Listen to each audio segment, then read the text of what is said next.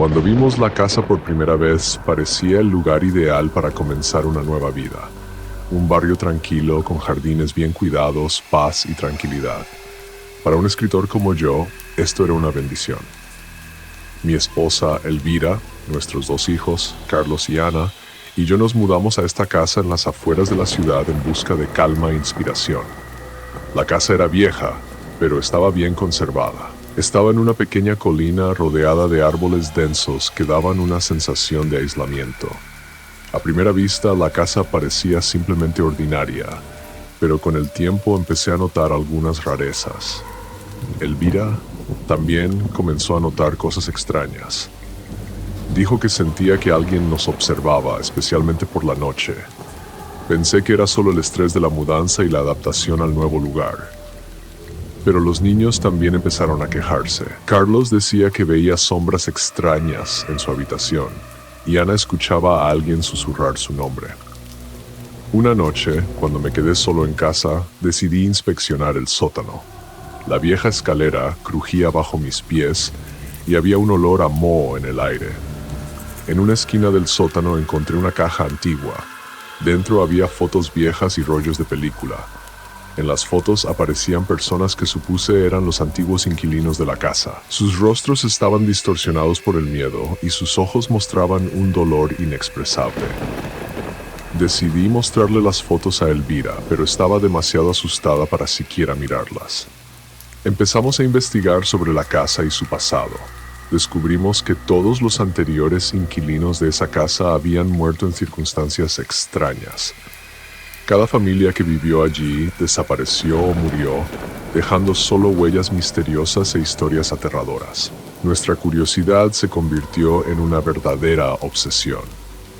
Elvira y yo decidimos indagar más en la historia de la casa.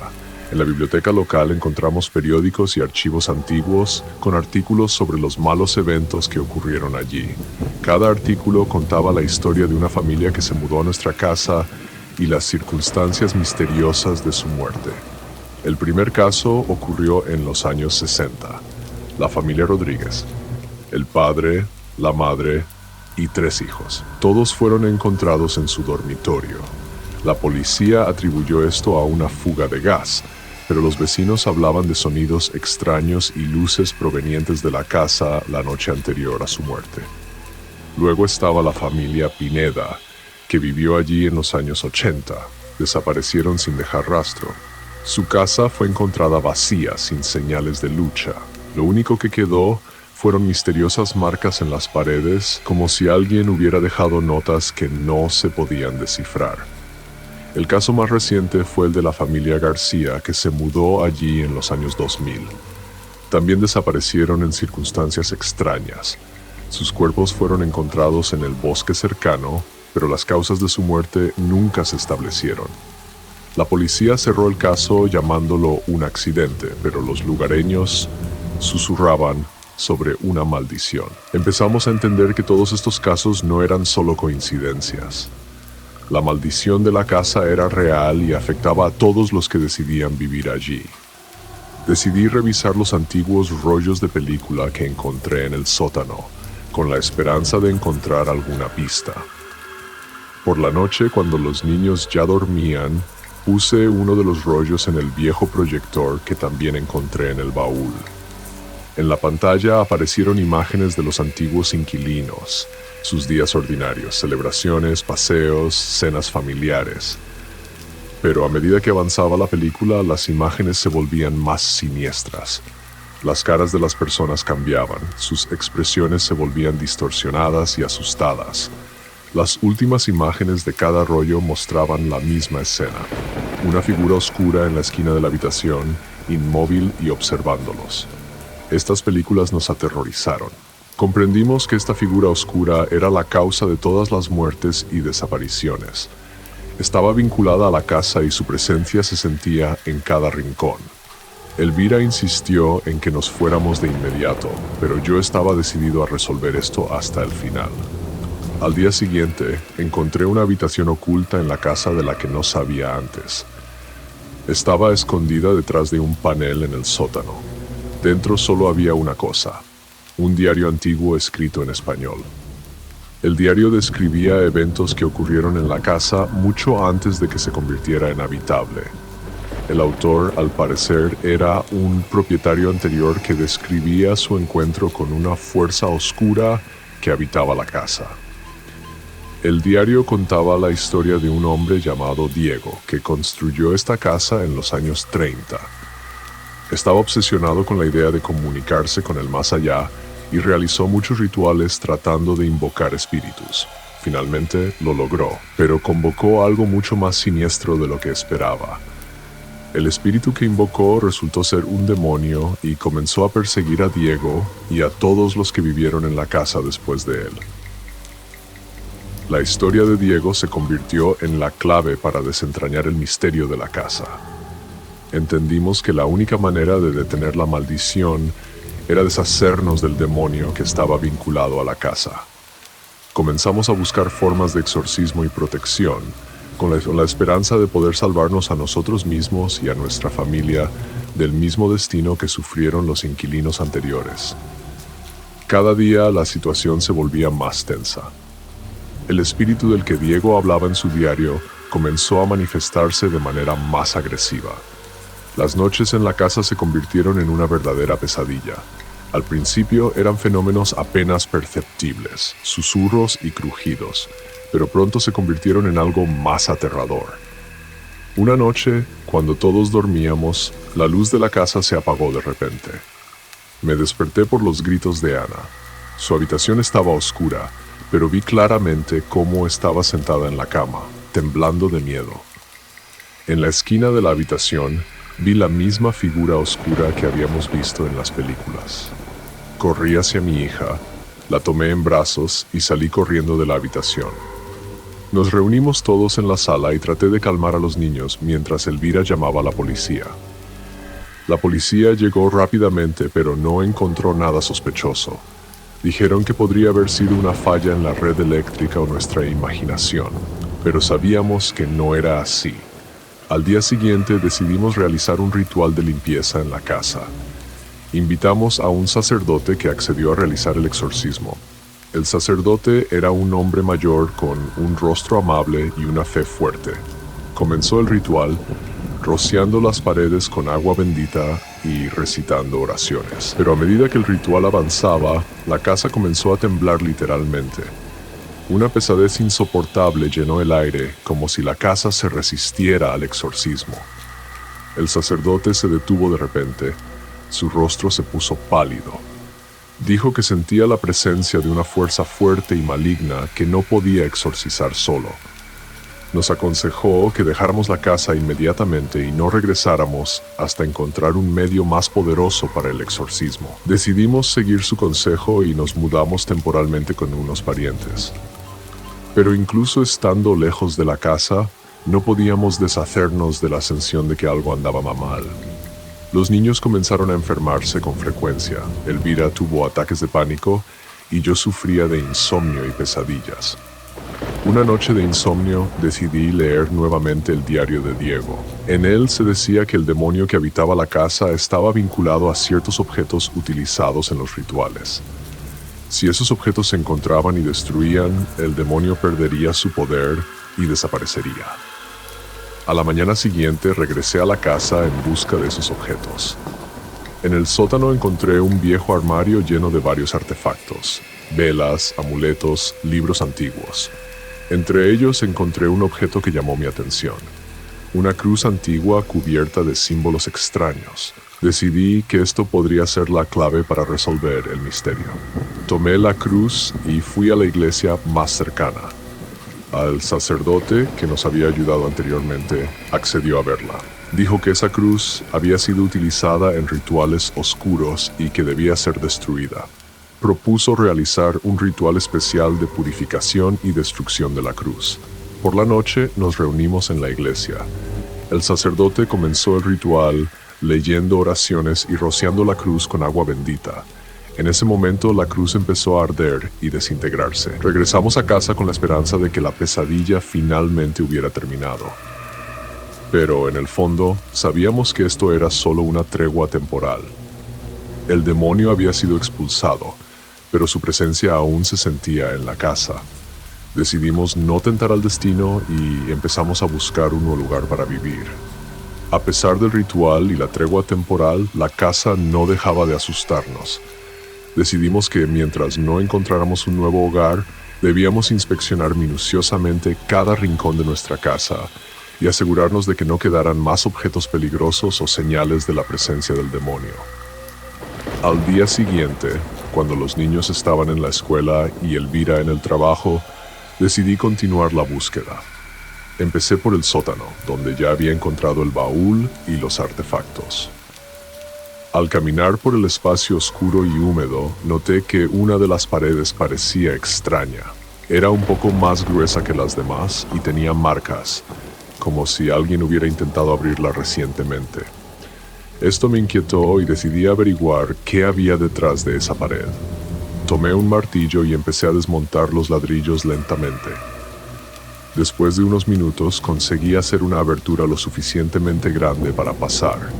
Lo que vi me dejó sin palabras. Detrás de la pared había una habitación oculta que no se mencionaba en ninguno de los documentos sobre la casa. La habitación estaba fría, como si no hubiera visto la luz en muchos años. En el suelo había una gruesa capa de polvo, y en una esquina había una mesa vieja con libros y papeles. Pero lo más aterrador era que las paredes de la habitación estaban cubiertas de símbolos y dibujos similares a los que había visto en la cruz. Empecé a revisar los papeles en la mesa. Entre ellos había un diario escrito por la misma persona que el primer diario que encontré. En este diario, Diego describía sus experimentos continuos con la invocación de espíritus. Escribía que, a pesar de todos sus intentos, el demonio no había desaparecido, sino que se había vuelto más fuerte y agresivo. Al final del diario mencionaba un ritual que debía encerrar al demonio en esa habitación. Al leer el diario, comprendí que probablemente Diego había sido asesinado por ese demonio. Su última entrada hablaba de que sentía la proximidad de su muerte y rezaba por el perdón. Me di cuenta de que el ritual del sacerdote solo había debilitado temporalmente al demonio, pero no lo había destruido por completo.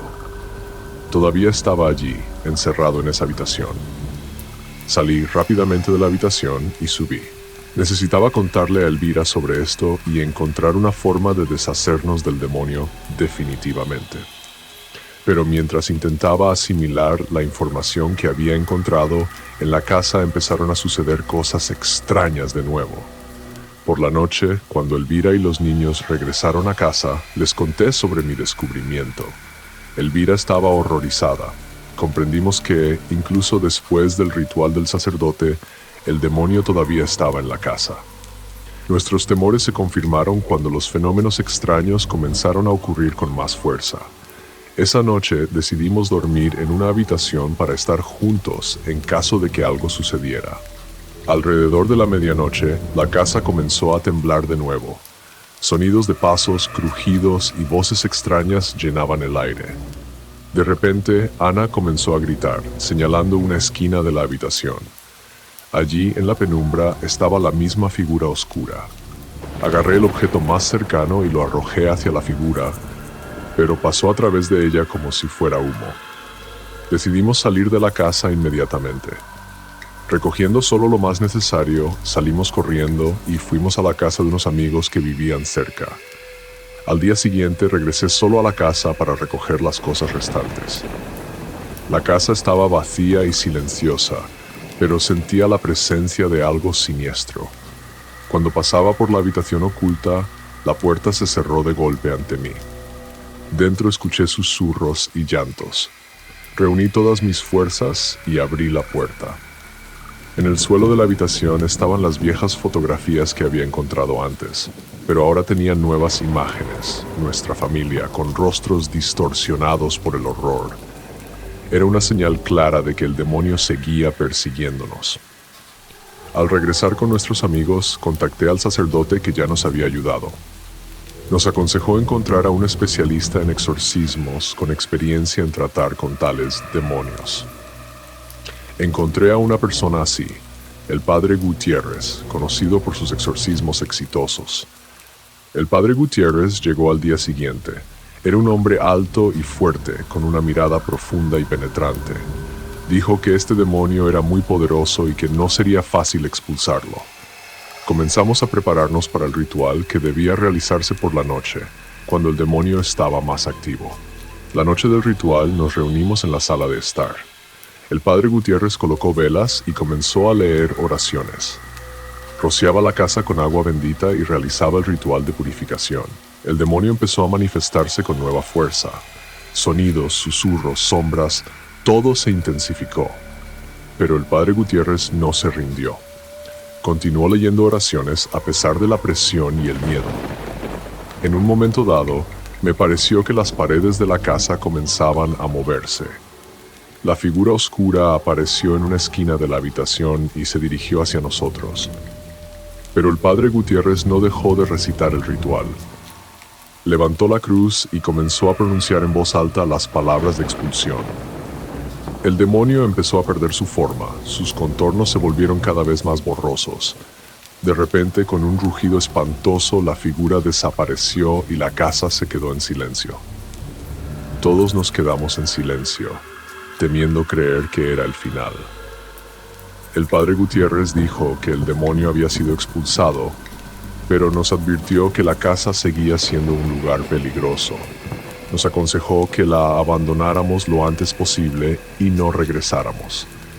Inmediatamente comenzamos a empacar nuestras cosas y buscar una nueva vivienda. La casa que una vez consideramos nuestro refugio se había convertido en una verdadera pesadilla. Decidimos empezar una nueva vida, lejos de ese lugar maldito. La mudanza a nuestra nueva casa nos llevó varios días. Esperábamos que los demonios del pasado quedaran atrás. Pero incluso después de mudarnos, no podíamos deshacernos de la sensación de inquietud.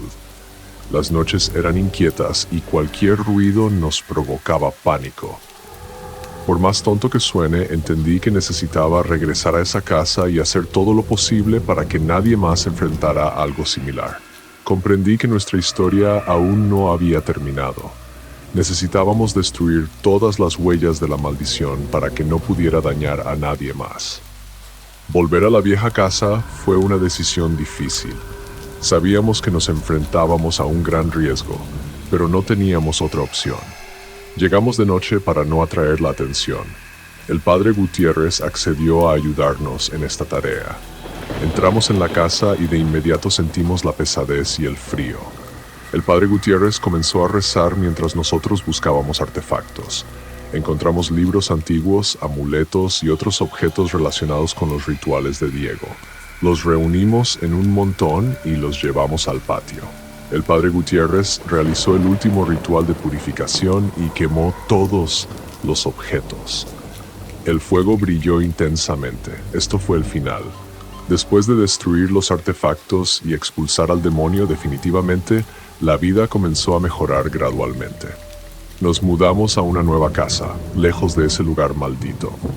Elvira pudo regresar a su trabajo, los niños dejaron de temer a la noche y yo volví a escribir. Sin embargo, los temores del pasado todavía surgían en nuestros pensamientos de vez en cuando. A menudo discutíamos lo que había sucedido y cómo nos había cambiado. Comprendimos que la mente humana es muy frágil y que incluso las personas más racionales pueden ser susceptibles a los miedos y supersticiones.